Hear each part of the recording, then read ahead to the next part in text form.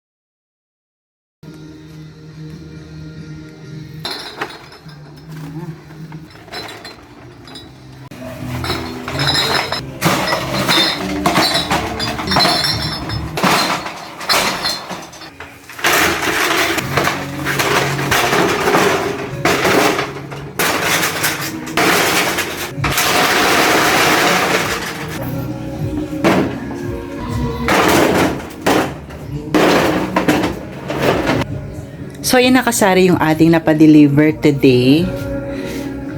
So, yan lang po yung ating kayang i-deliver.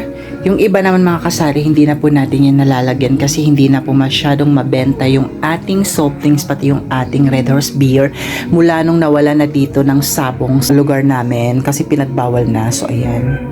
So, ang nabayaran po natin sa naghakot is 115 pesos mga kasari. 4 na case na maliliit na soft drinks, tapos 3 case ng Mega RC, tapos 3 case lang din po ng ating Red Horse Beer. Yung iba niyan, itong nasa dulo, ito yung bago. So, ito naman yung luma. Ito yung una nating ibebenta. Kasi yung luma natin kasari. So, ito naman po yung nabayaran natin kasari sa 3 case ng Red Horse Beer is 1,950. 650 naman ang isang case. Sa ating Mega RC naman mga kasari is nabayaran natin is 780.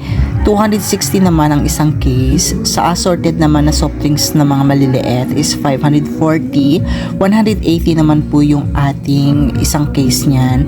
Tapos itong ating Cobra na isang case is 310. So at total of 3,592 kasi nag-deposit po tayo ng 4 na bote. So yan po yung ating nabayaran for today's deliver mga kasari.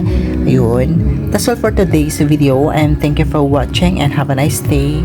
Bye bye. Ingat.